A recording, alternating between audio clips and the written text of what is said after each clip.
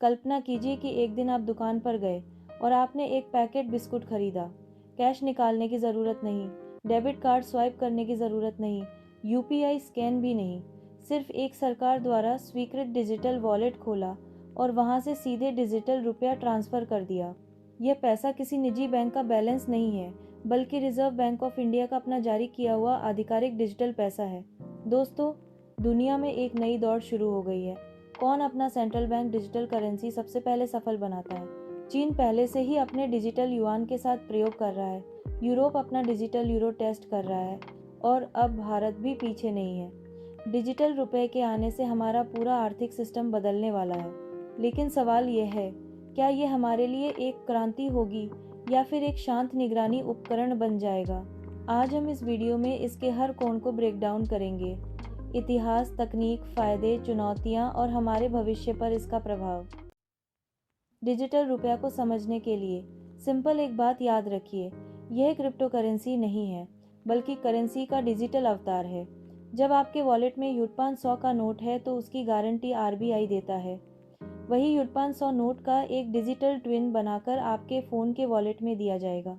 Metal app आपके पास जो digital रुपया होगा वह एक डायरेक्ट दायित्व आरबीआई का होगा, न कि किसी बैंक का। यह अंतर महत्वपूर्ण है। आज के समय में जब आप पेटीएम या गूगल पे से पेमेंट करते हो, वह एक बैंक बैलेंस ट्रांसफ़र होता है, लेकिन डिजिटल रुपया वास्तविक पैसा है जो आप नकद की तरह किसी को दे रहे हो। इससे लोग कहते हैं कैश, लेकिन डिजिटल रूप में। डिजिटल रुपया एक नई सोच नहीं है, बल्कि एक वैश्विक आंदोलन का हिस्सा है। स्वीडन अपने ई क्रोन परियोजना पर काम कर रहा है। चीन ने पहले ही अपना डिजिटल युआन लॉन्च करके ओलंपिक 2022 में टेस्ट किया था। नाइजीरिया ने ई नायरा लॉन्च किया है। यूरोपीय संघ डिजिटल यूरो पर शोध कर रहा है। विश्व आर्थिक मंच के अनुसार 130 प्लस देश अभी सीबीडीसी परियोजनाओं पर काम कर रहे हैं। भारत के मामले में आरबीआई ने 2021 के वित्तीय बजट में पहली बार घोषणा की कि वह अपना सीबीडीसी विकसित करेगा। 2022 में पायलट परियोजना शुरू हुई, जिसमें थोक और खुदरा दोनों संस्करणों का परीक्षण किया गया।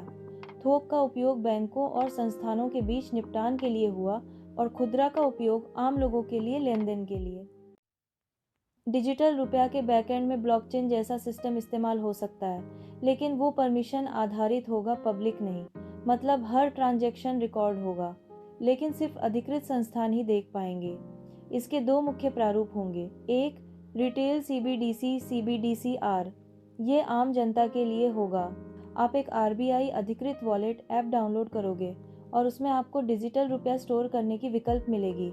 आप चाहे क्यूआर कोड स्कैन करो, एनएफसी उपयोग करो या ऑफलाइन ट्रांसफ़र करो, सब संभव होगा।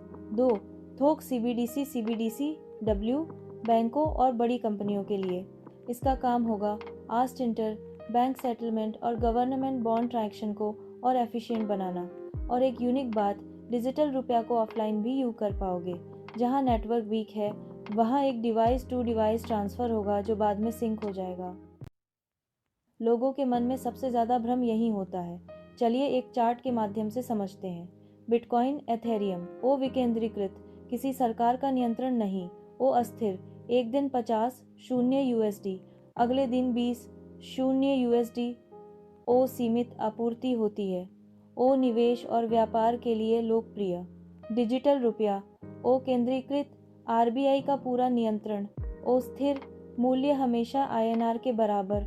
ओ असीमित आपूर्ति संभव है, जैसे नोट छापते हैं। ओ भुगतान और कानूनी निविदा के लिए डिज़ाइन किया गया। एक और प्रमुख अंतर विश्वास का है। बिटकॉइन का मूल्य केवल लोगों के विश्वास पर टिका है, लेकिन डिजिटल रुपया का मूल्य आरबीआई की गारंटी पर निर्भर करता है। डिजिटल रुपया के कई लाभ हो सकते हैं। 1, लागत बचत। हर साल नोट छापने, परिवहन और भंडारण पर हजारों करोड़ खर्च होते हैं। डिजिटल रुपया से यह खर्च कम होगा। 2, वित्तीय समावेशन। ग्रामीण क्षेत्रों में जहां बैंक कम है, वहां एक साधारण ऑफलाइन वॉलेट भी काफ़ी होगा। 3, तेज सीमा पार लेन देन। अगर भारत ने डिजिटल रुपये को अंतर्राष्ट्रीय संबंधों के साथ एकीकृत कर लिया, तो प्रेषण शुल्क जो अभी 5-6% तक होते हैं, वो कम हो जाएंगे। 4, काला धन नियंत्रण। हर डिजिटल रुपया ट्रेस करने योग्य होगा। इसलिए अवैध नकदी जमा करना मुश्किल हो जाएगा। 5. आपातकालीन उपयोग। प्राकृतिक आपदा या बैंकिंग पतन की स्थिति में सरकार सीधे लोगों के वॉलेट में पैसा ट्रांसफर कर सकती है, बिना किसी बैंक के माध्यम से। हर तकनीक के साथ समस्याएं भी होती हैं। 1. गोपनीयता। हर छोटी लेनदेन तक ट्रैक करने योग्य होगी। सरकार आपके खर्च का पूरा रिकॉर्ड रख सकती है। यह निगरानी की चिंताओं को बढ़ाता है। 2. साइबर सुरक्षा। अगर एक बड़ा साइबर अटैक हुआ तो देश की अर्थव्यवस्था प्रभावित हो सकती है। 3. गोद लेना। भारत जैसी नकदी भारी अर्थव्यवस्था में लोगों को शिक्षित करना कठिन होगा। 4. बैंकिंग प्रणाली जोखिम। अगर लोग अपना पैसा बैंकों के बजाय आरबीआई वॉलेट में डालने लगे तो बैंकों के जमा गिर जाएंगे, जिससे ऋण और क्रेडिट प्रणाली प्रभावित हो सकती है। 5. तकनीकी निर्भरता। अगर सिस्टम डाउन हो गया तो क्या पूरे देश के लेन देन रुक जाएंगे? यह भी एक बड़ा सवाल है। भारत पहले से ही एक डिजिटल पेमेंट सुपर पावर है। यूपीआई ने दुनिया को दिखा दिया है कि कैसे एक system billions of transaction smoothly handle कर सकता है। डिजिटल रुपया इस यात्रा का अगला स्टेप है। एक्सपर्ट्स कहते हैं कि इनिशियली यह एक पैरेलल सिस्टम होगा, कैश और यूपीआई के साथ साथ चलेगा। धीरे धीरे जैसे जैसे ट्रस्ट और अपनाना बढ़ेगा, डिजिटल रुपया आम आदमी के लिए एक सामान्य चीज़ बन जाएगा। हो सकता है भविष्य में सैलरी भी सीधे डिजिटल रुपए में आए और अंतर्राष्ट्रीय व्यापार सौदे भी इसी से तय हों। तो दोस्तों, डिजिटल रुपया एक छोटा कदम नहीं है।